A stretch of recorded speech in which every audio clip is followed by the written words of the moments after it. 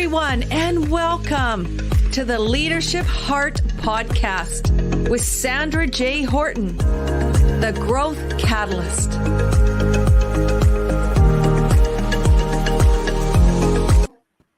Hello, everyone. Well, Andrea, we're back without feedback. My beautiful friend. Oh my goodness. That was a unique experience. Hasn't happened to before, but you know what? You just went with the flow so beautifully and so easily. And here we are. I'm Sandra Horton, and this is the Leadership Heart Podcast. Thank you so much for being here today, whether live or if you're listening to the podcast. I'm absolutely delighted and absolutely inspired by this beautiful woman I have in front right now, Miss Andrea Paquette. Thank you so much for being here. Not only is she the president and co-founder of the Stigma-Free Society, she is a passionate educator, someone who dearly shares her story of overcoming, of living with a amazing, I call it a gift of mental health, because you've worked your way through and overcome so much yourself. You help share your personal story with struggles and triumphs since your bipolar disorder diagnosis in 2005. And throughout multiple venues across the globe, you are helping people. Your heart connects to them through your story. And it's so beautiful that you teach, you educate at over 800 schools. That's amazing. And importantly, is that in 2019, you were awarded a winner of the President's Commemoration. I can't even talk today after that event from the Psychiatric Association of Canada. Oh my gosh, what a morning, what an afternoon. Wow. But we're all here. All good. We ground ourselves, we breathe in. But isn't that just like life though, Andrea? We get thrown curveballs, don't we? We get thrown things that has an opportunity either to send us off into a spiral, or we can face it and we can deep breathe in. And you've done just that in your story. And I'd love for you to share with my audience, you know, what has been your story, the powerful story of awakening to the truth of who you are and managing and, you know, living through a pretty challenging, you know, disorder. Yeah. So how have you gotten to this beautiful place of this love, this light that you are? Thank you so much for that introduction. You almost brought tears to my eyes. That was very special. Well, you deserve everything because you are a beautiful soul. I'd love to share my story with you and your audience. I'd like to start back in 2005, just briefly. It's really where my story of struggle begins. It wasn't always triumphs in my life. I was diagnosed with bipolar disorder and hospitalized for a month at the age of 25. I was in a psychosis. I saw things, heard things, believed things that weren't real. It was very hard to recover. And I'm very candid when I talk about, I'm very raw to discuss, you know, I attempted to take my life, which landed me in the ICU for 3 days. And I barely made it, but I did. And I'm so happy that I did. And it took quite a few years. I traveled to South Korea, became a professor and an English teacher for kids. And when I got back, I decided I wanted to share my story. I just wanted all of that to mean something meaningful, not just a tragedy that happened to a young girl. And so I created, as you can kind of see, maybe it says Bipolar Babe. And that was my t-shirt I made. That was really how it all began, Sandra, was simply creating a t-shirt and then a website, bipolarbabe.com.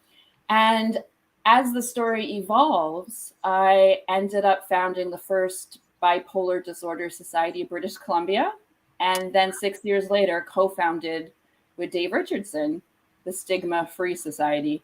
I've left out a lot of pieces there, but feel free if you want me to dig into any part of them.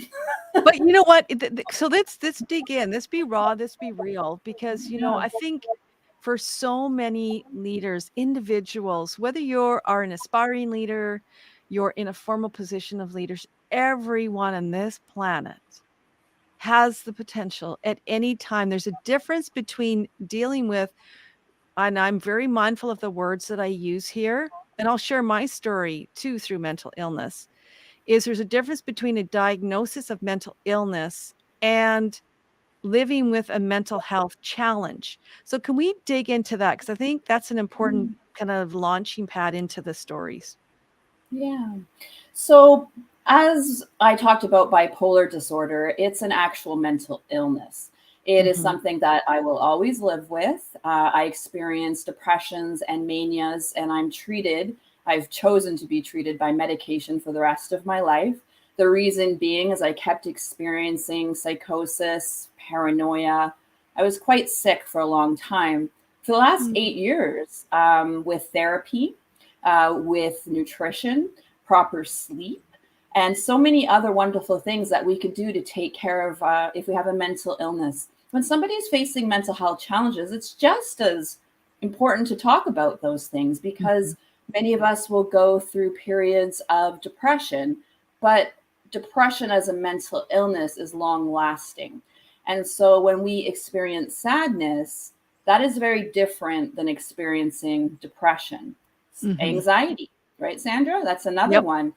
There is Mm. healthy anxiety. It is normal to feel anxious when you're going onto a podcast or you're going And to the stand check in runs front of, off. yeah, exactly. Like, Yeah, whatever. but Here we go. yeah, but I know people with anxiety disorders, right? Yes. Mental illness where it can completely disable their ability sometimes to leave the house, to get a job, to Mhm. feel any self-worth. So, there is a distinction, but all mental health challenges should be assessed, treated, and talked about. Yeah, and I think that's a really important place, and I'm very open about sharing. I would say almost 12, 14 years ago when I was a single mom, probably longer than that now, actually. But when I was a single mom with, a little wee fella, and I was carrying the burden of being a single mom, raising this little fellow, I experienced bullying, extensive bullying in the workplace. And what did transpire, because I didn't understand my underlying story as well of being a sexual assault survivor, now thriver, what happened to me is that I did experience those things. I was diagnosed with agoraphobia where I couldn't even drive my car for 3 months. I was, assessed and diagnosed with depression. And so I went through that and I'm very open about it because in any point at any time, these circumstances can impact people. It can impact you really. And I think it's important that we put that out there. Do most Mhm. people know this, that I had, and I'm very mindful of this because thankfully, through that Mhm. 1-year treatment, I resolved those issues because it was very much situational specific for me being not having the resources. It was very focused. I was being attacked and things like that. But still, I'm still very aware of the long-term impacts that that point had. And so I'm a real advocate now for helping people open up to have these raw and real conversations about it can happen.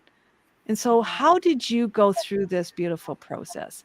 Let's dive into that. Like, what was it like leading up Yeah. to that 2005? Like, what was your life like? Because maybe this will resonate for some people who perhaps no family members or maybe even Mhm. themselves. These symptoms, these signs may trigger that moment of, oh my gosh, maybe that's me. What do I do? I didn't know I had any signs of mental illness. Nobody pointed anything out to me. I finished my university degree, double major in poli sci and women's studies. I ran for Mhm. nomination for member of parliament. I actually was thriving. Maybe a lot of that I had quite a bit of energy. Yes. Love But the I've energy. always, yeah, the No, energy's mania. good. Exactly. Yeah. But I've always been that kind of person who is on the upper kind of happy side. right? Like, Mm, there's bipolar disorder where people are on the spectrum more closer to depression all the time. right. But yeah, for me, there was symptoms happening. Like I once thought my cottage was bugged and I was under Mm, surveillance, but I was alone and I never talked about it. mhm. So I had nobody there to really say, are you okay? Right. And Yeah. so I ended up driving across Canada on my own. And I did that for 6 days when I moved to Ottawa and then was promised a job in Ottawa, but it fell through. And that caused me to trigger into a major depression. And then everything unfolded. But I think really your Interesting. point is what I'm getting from what you're saying and what I agree with is that this can happen. Mental health, mental illness, challenges with your brain can happen to anybody. Yeah. Anybody. You could be a business person, a businessman. Look at Dave Richardson, our co founder, talks about depression and anxiety that he's had Mhm. his whole life. And it's really brave when, we share our stories because it helps others. It does because, sometimes I do know this to be true, that people Mhm. can have stigmas attached to, "Oh, I always have to look perfect," or "I always have to be authentic," or whatever that means, and a lot of times they hold back their own story, they hold back themselves because they're nervous, scared, anxious of sharing themselves openly and authentically like we are now, and that's the key piece. When what do you recommend? What are some of your, suggestions for people, to open up, to really to share who they are if they are perhaps, in that not great place right now of feeling maybe they're down or, you know? Well, the Stigma Free Society, I want to bring up one of our programs. It's Yeah. called the Virtual Presentations Program for Schools. And so young people as young as 16, 11, 27 go in and talk about their struggles with mental illness and or various stigmas in their lives. Because I Mhm. believe it really begins when we're young. And if we can reach out to young people through our programs and share personal stories, they have said to us time and time again through testimonials and feedback, thank you for showing up and thank you Mm. for being so real. Right. So I think when we share our stories, no matter who we are, we're going to Mhm. connect to somebody else. I had a lunch recently with a person and they had a personal story that they just could not share. And by the end of it, they shared it because I did. Aw, So it was yeah. really special. Right. And so, I love that. Really, I do. yeah, And yeah. it's the piece there too, Andrea, that I think is really key for so many people who may be listening to this now or later, that as a leader, we need to show our own vulnerability. We need to really open and unmask ourselves and go within in order to understand. And then as we know ourselves in that inner essence of ourselves, because before, because I was in my brain so much, I could function super high, but I was in my brain. I wasn't connected to my Mm. heart. And that's a key piece of healing, is really tapping in to within ourselves. So how have you been able to allow yourself just to come and be open and center in your beautiful heart? It took a lot of time, Sandra. It was definitely not something that I figured out for myself overnight. I Mm, took a landmark forum course, and it was like a 3-day seminar. And I just really I just took it because I just wanted to explore who I was, and just what I wanted to do in life because I had no clue. And I went to the seminar, and at the end there was 500 people, where people who can invite others on the last day, and I stood up in front of 500 people when asked by the facilitator to share what I got out of the workshop. And I was so scared. I could oh, barely breathe. I was shaking. Yeah, I was red faced. And I just walked oh, up to the mic and I said to everyone, I said, hi, everybody. My name is Andrea. And in this workshop, I've learned that I have bipolar disorder, but I'm not bipolar disorder.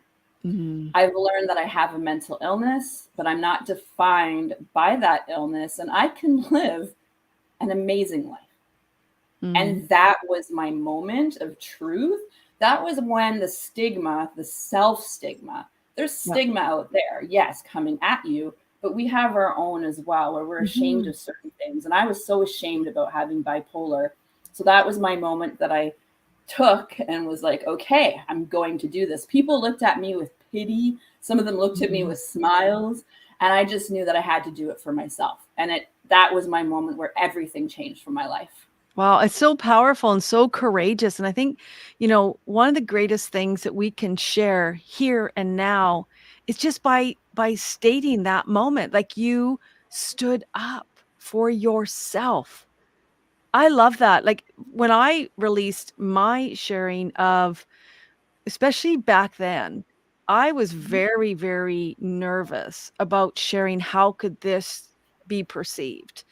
And I really kinda kept it under wraps, and it wasn't until, the symptoms had resolved and it'd been, like, years and years and years and years of thankfully not having those symptoms anymore. I'd, come off that 1 year of medication, which really truly helped me.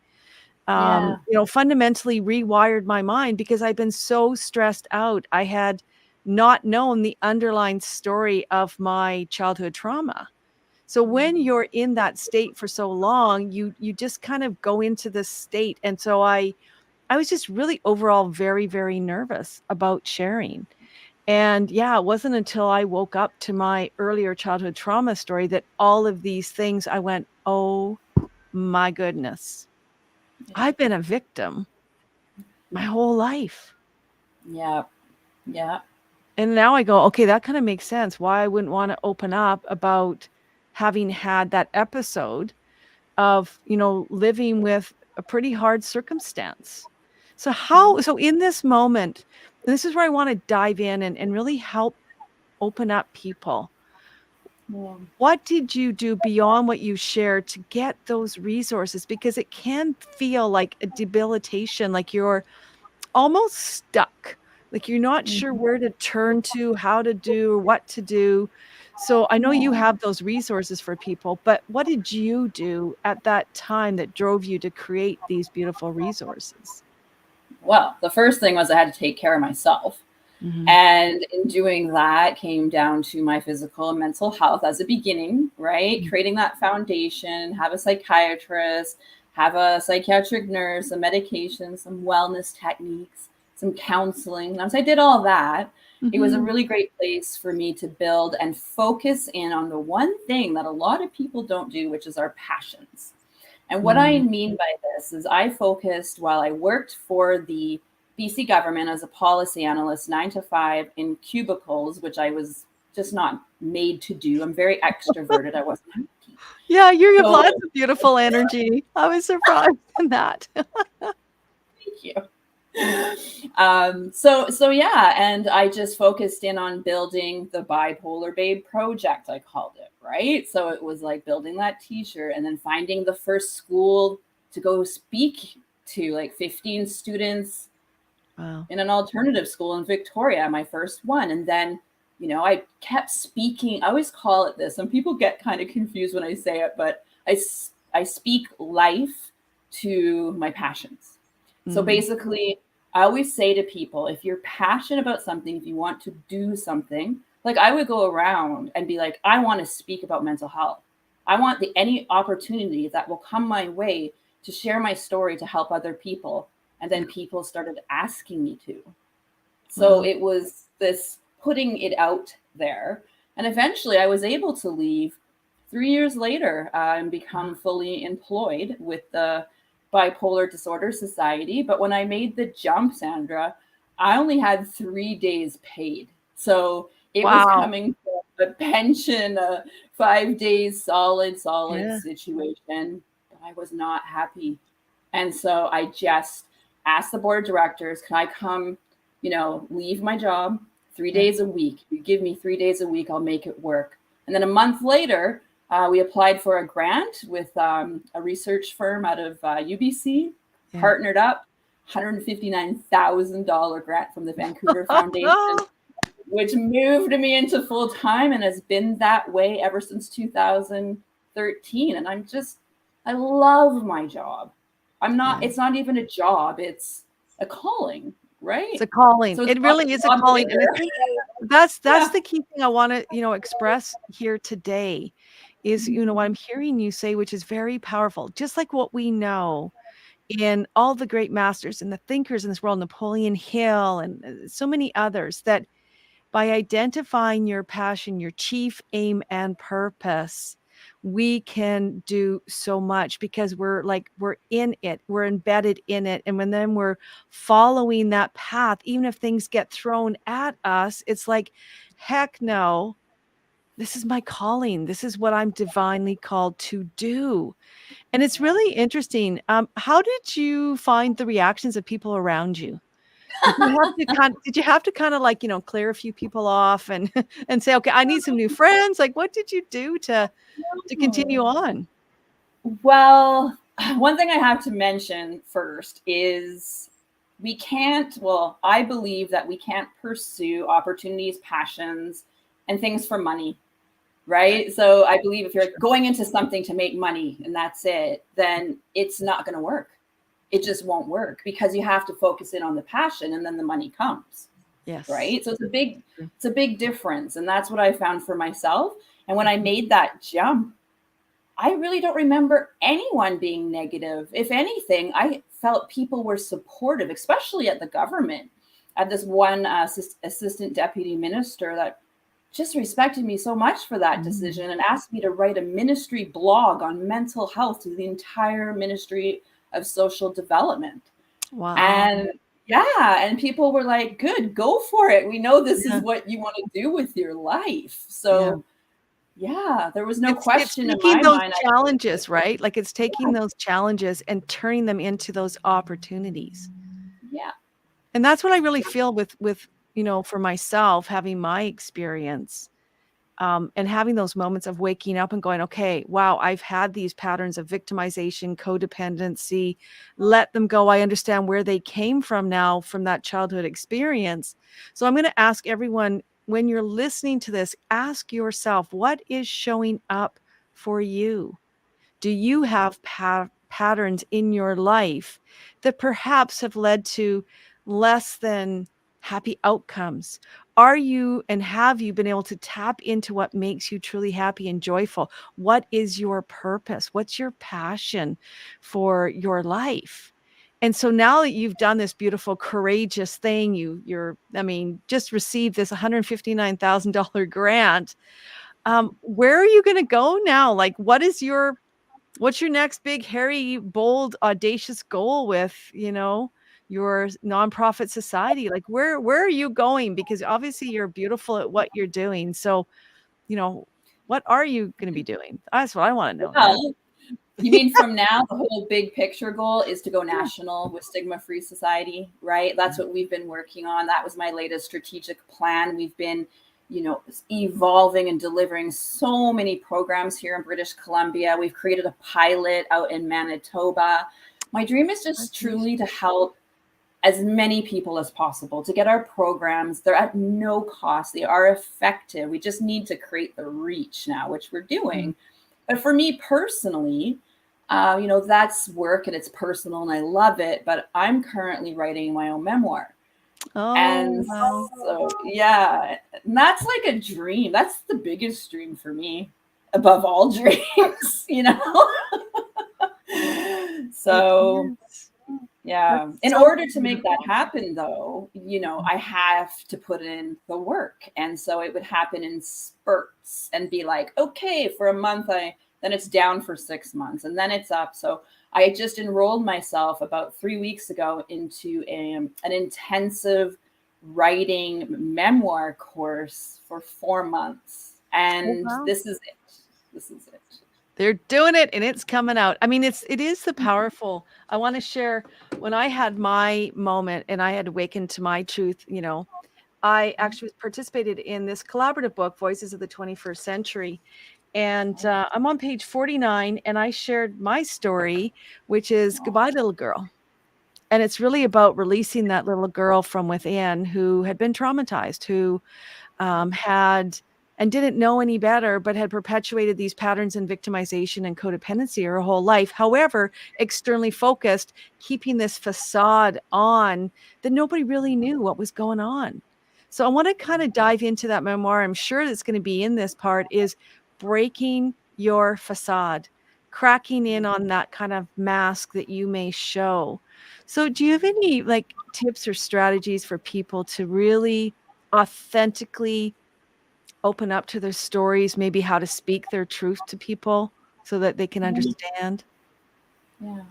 I think really embracing and exploring opportunities for growth. Like some people find such great opportunities with courses by Tony Robbins or Landmark Forum. I'm not saying these things will solve all your problems or anything. A lot of people see them as guru kind of, Mhm. self development stuff. But I just opened up and kind of looked around and saw what worked for me, and it was like Landmark and it just exploring. And but really it was also surrounding myself with people that believed in me and were also passion Mhm. seekers, and Yeah. not people who victimize themselves or being extremely negative. You can't do that. So who you surround yourself with is one of the most important and vital things in our lives. To live your authentic self, really, it takes some quiet and Mhm. looking within, and simply even writing down what are the things that I am the most ashamed of, really, and looking at those things, being open to even counseling. Some people are Mhm. so ashamed to even talk to a registered clinical counselor or go to a peer support group for mental health challenges or for Mhm. any other common experience that peer support could be created around, because there's many Mhm. opportunities even virtually. So there's a lot of things that we can do, but first and foremost, it really comes down to looking at that list and being honest with ourselves and choosing what do we want to do about it. Mhm. And I think, these are all beautiful, beautiful strategies, Andrea. And I know we're coming to the kind of the end towards our 30 minutes, and it's just such a quick conversation. We finally kind of got into the beautiful flow. And after our interesting beginning with my text, it's it's the moment is open. It's Yeah. looking at any opportunity, anything that comes our way as an opportunity for learning and for growth. And it's not done to us, it's done for us so that we can open our hearts and be of greatest service. And it's, for someone who has had experience this pretty intense, bout, I call it a moment in my life where I was struggling. I was hurting. I had to take time off and I got through it because I, like you, found resources I knew and I drew within myself that I could overcome it. And all of these adversities gave me strength. And I guess that's my message, for everyone on my side is that no matter what you're experiencing today, just take that moment of breath and say, okay, this too will pass. I am strong. I have that capacity. Like you said, Andrea, drawing on your strength, taking time. Like I love what you said is, writing down what do you want? What are you passionate about? What are your strengths? And finding the positive, not the Yeah. negative, you know? Mhm. Surrounding yourself. So in closing, what other beautiful tips or strategies, things that are on your beautiful heart that you wanna share beyond, I wanna talk about how we can connect to you, that Yeah. people can know that will help change their life if they are living with a persistent and chronic mental health challenge, or if they know a loved one, what can we do to support? What is the best way to support? I guess is an important question to ask. Yeah, yeah. Well, there's a few things there. I would definitely say that, as an example, when we're in depression, a lot of people experience sadness or depression, and that sadness can lead into depression. When you're in it, you can't see out of it. A lot of the Mhm. time, it's very, very hard, but eventually you can, right? So I always like to remind people that in those places of suffering, we often can't see outside of it because we're so caught in the moment. Mhm. But things change, time goes on. I never thought in a million years that I would make it to 45 years old. I thought I Mhm. was finished at 25. Wow. And I just really think that when you're supporting other people who have mental health challenges, there's a lot of ways that you can do that, of course, with resources and being an advocate, but don't burn yourself out. You've probably heard a lot of these things. But the Mhm. one thing that I feel is very special is to listen, Mm. right? To be that listening ear and truly to sit with somebody, not give advice, not just talking to them, but just hearing them. And if they're not saying anything, then just be with them. Mm. That's the one thing that I absolutely love with my husband. He asks me, "Is there anything I could do for you when I'm in that state where I'm not feeling mentally well?"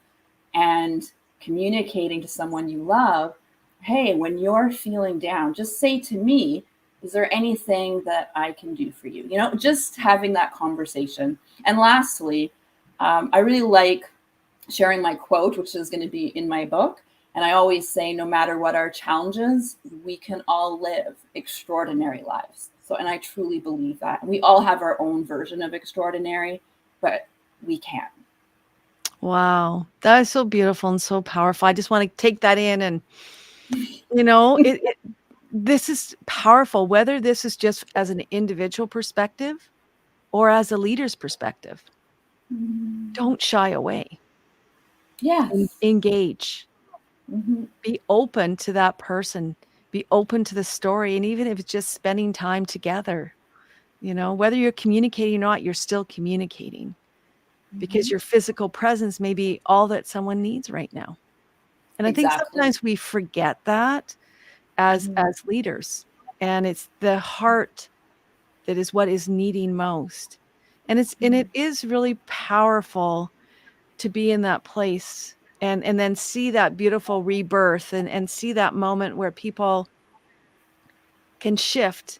And the interesting thing, what I have found in my Mhm. journey is when I awakened to my story, I can now speak my story. I'm not my story. I'm not labeled by a diagnosis or a temporary state of being. I'm still me. Yeah. And for you, I think, you are just this beautiful powerhouse that is living it now. In conscious leadership, I always say the learning phase, the living phase, and then the leading phase. So Mm. now you're leading because you've learned, you've lived, and you're leading for those people who perhaps are going through your same or type journey, or for all of us who may have had these health hiccups and Mm. just need to say, "Hey, thank you for doing what you do," because it's important work. That's what I do as a vice chair at New View Society here in the Tri-Cities, supporting people who are living with persistent and chronic mental health challenges to find housing. Like, we house people to support them with supportive and affordable housing.